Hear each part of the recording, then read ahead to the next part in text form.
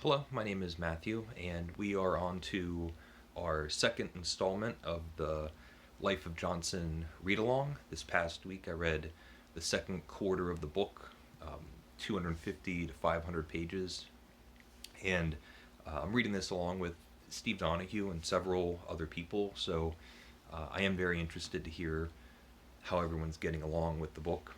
For my part, I'm still thoroughly entertained. It's fascinating and engrossing.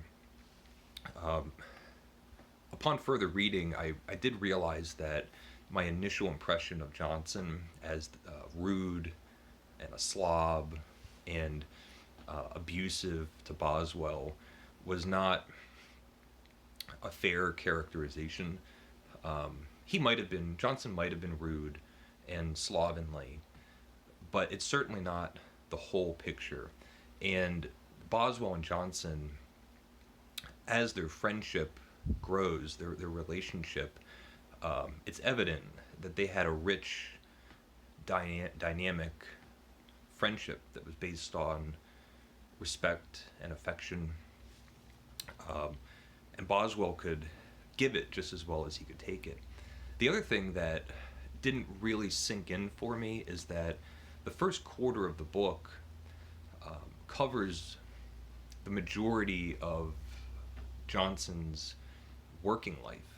By the time Boswell and Johnson meet, Johnson's already in his, I don't know, late 50s. He's quite older than Boswell, which is interesting to me that we would cover that much in such a short portion of the book.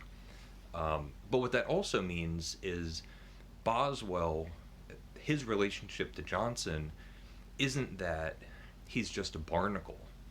He has his own life and his own interests and his own literary career, and he goes off traveling and he does his own thing, and he keeps in touch with Johnson, but they're not attached at the hip. And that relationship, I think, does a couple of interesting things. Um, I think it allows Johnson to respect him as an individual, but as a reader, it makes the experience of going through the book so much more engaging, because as their lives are intersecting and parting, the style in which the biography is written changes. So the book has these gears that it switches back and forth in. When they're apart, they exchange letters, and we get the letters of Johnson and Boswell corresponding. And then when they're together, we get to hear these immediate present conversations, and they have this wide-ranging, huge topics of discussion that can be in taverns or in their homes or in tea rooms, and they have other people over. They can have big arguments.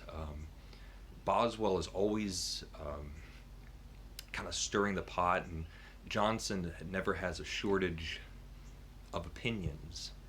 And it actually started kind of nagging on me a little bit that no matter what, Johnson has something to say. He has a big opinion. And for the most part, it's just amazing to listen to somebody that can take any specific incident or topic and speak of it broadly and in depth and in a way that kind of goes past the mundane day-to-day topic in which they are speaking. And it can be big things like religion or politics, travel, law, and Johnson just has a way of talking in big terms. He talks in terms of ideas, which is really interesting. But I did notice Johnson never doesn't have an opinion. and he doesn't ever say that he doesn't know something or not care about something. And one of the shortcomings I feel, it might be on me, but one of the shortcomings of the book is I have a really hard time gauging Johnson's sense of humor. So there is one point where Johnson really, to me, came off as Cliff Clavin. If you're not familiar, Cliff Clavin is the bar regular, postal worker, and resident know-it-all at the bar Cheers in Boston, owned by Sam Malone, a former Red Sox relief pitcher. And Cliff Clavin, all of his conversations basically start with, well, actually, that's a common misconception, things like that. And Boswell is asking Johnson about marriage and whether it's okay to marry again. And I have to imagine that Johnson is being silly or tongue-in-cheek, but he says, well, of course marrying again is okay. The second marriage allows your first wife to know that you enjoyed that marriage so much that you would do it again. If you wouldn't get married, that's telling your first wife that you had such a distaste of marriage altogether that you would never do it again. And it's this ridiculous, convoluted, silly argument that has to be in jest. And it's so hard for me to catch it. And there's moments where Johnson is kind of going off the cuff. Sometimes he feels like he's purposefully contrarian. He's always quick to be critical, and it's almost like pulling teeth to get Johnson to praise somebody. And what's interesting is we get such a full picture of Johnson because those are the kind of things that we hear in those immediate present conversations. In the letter writing correspondence, we realize that Johnson is really generous and open-hearted and thoughtful and sincere and giving in a way that doesn't quite come off when Boswell is writing. And sometimes I also get the impression that Johnson might be getting a little sick of Boswell's constant prodding, trying to get as much info out of him as possible. And there was a moment that made me think of what it must have been like with Plato talking to Socrates when the cameras are turned off. And Plato's just trying to get information out of Socrates. What do you think about justice? What do you think about heroism? And there's a great scene where Boswell is asking Johnson about the idea of death, and Johnson's an older person. He's we learn that he has some neurosis, and it's not a pleasant conversation for Johnson. And Boswell he won't stop pushing the conversation. What do you think about death? Aren't you afraid? Isn't it gonna be scary when you die? Is it gonna be painful when you die? What's gonna happen when you die? And Johnson just gets so flustered, and he goes you know what? Don't come over tomorrow. And so he takes back an invitation, and you can see Johnson's I don't want to be talking about this. But overall, their conversations is just a constant source of pleasure, and it's so wide-ranging. The topics are constantly moving. The arguments that they get into. There's a great scene with Oliver Goldsmith, and they're having this heated debate, and Goldsmith can't get a word in. And he's at the table, and he picks up his hat. And in Goldsmith's mind, this is supposed to indicate something. And he's waiting for his turn to speak. And everyone can tell that Goldsmith wants to say something. And Johnson, at the other end of the table, lets out like a bellow. And Goldsmith like throws his hat, I think, and says like, "It's my turn to talk." And Johnson, this is one of the few instances where I could catch the sense of humor, but Johnson goes, "Well, that bellow was to indicate that it was your turn," which is great. I did take some notes, because there were three highlights that I just loved.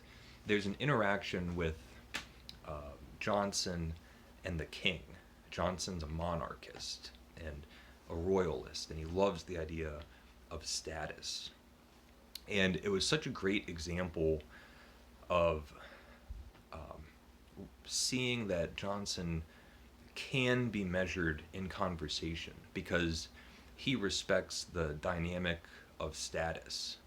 He's talking to the king, so he has to be significantly more polite and reserved and talk in a certain way. And the king is asking him about writing more, and Johnson says, like, "I've kind of written all that I can. I wrote the dictionary, I wrote these other things. It's probably all I have to write." And the king says, "Well, I would like you to write a literary biography or a literary history of England." So the king is asking Johnson, who doesn't want to be writing anything. And Johnson goes, I can do that. Sure, yes. And he talks to someone afterwards, and he goes, "Well, what happened there?" And Johnson goes, "What do you do when the king asks you to do something? You have to do it." I love that scene. And another scene that I loved was Voltaire comes up in this book. And Voltaire is one of those writers that I really enjoy reading Voltaire. As far as I know, I've read every available English translation, at least everything that I could get my hands on. And actually, Voltaire wrote his own dictionary, the Philosophical Dictionary. And here is Boswell's dictionary. So they both wrote dictionaries. Voltaire's isn't really a dictionary. But they're kind of rivals, or Johnson doesn't like him in England, doesn't like him. And Johnson writes something and it gets published, and Voltaire reads it, and he writes a satirical humor piece in response to what Johnson wrote. And it gets back to Johnson. Johnson's talking to Boswell, and he's affronted by this, and Johnson says, like, "I'm going to write a response back." And Boswell kind of says, "If I were you, I would not go toe-to-toe with Voltaire." And from what I can read, the whole matter was dropped. But I love the idea of like having this rivalry and going like, "Johnson, you're really smart. Don't go in the ring with Voltaire." It says a lot about Voltaire, I think. And the last thing, which I just absolutely loved,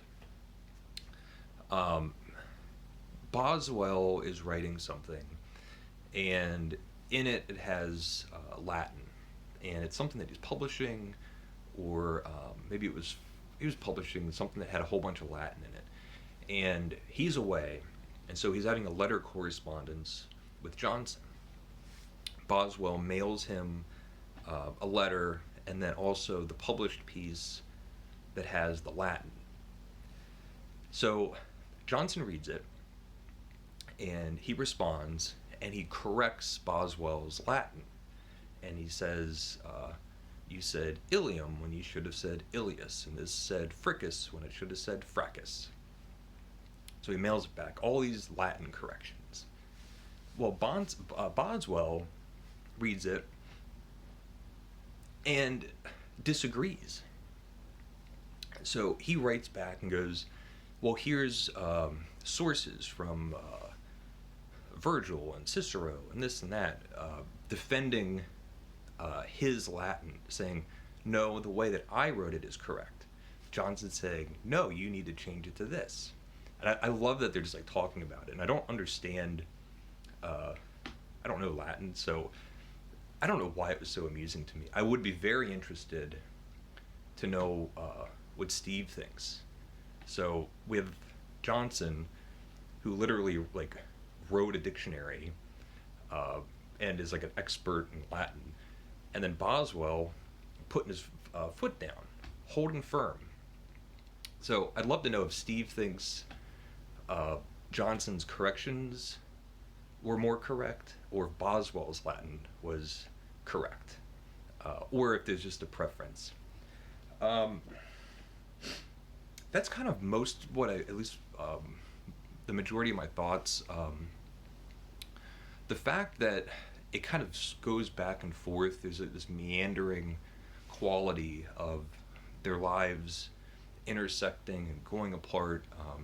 Boswell traveling, Johnson went to France. We're reading parts of his diary, and we get to read letters. I'll end this with, let's see. This is a letter Johnson wrote to Boswell, and I just loved it. I'm just going to read the last passage. It says so much about their relationship and Johnson's character. Very end. Never, my dear sir, do you take it into your head to think that I do not love you. You may settle yourself in full confidence both of my love and my esteem. I love you as a kind man. I value you as a worthy man, and hope in time to reverence you as a man of exemplary piety. I hold you as Hamlet has it in my heart of hearts, and therefore it is little to say that I am, sir, your affectionate, humble servant, Samuel Johnson. So sweet, endearing, tender. So yeah, I'm still enjoying myself. It's great fun to read. I'm looking forward to the third quarter, the next 250 pages. So yeah, now I'm interested to hear your thoughts. What do you think about The Life of Samuel Johnson by James Boswell? Leave a comment if you would like, and thank you for watching.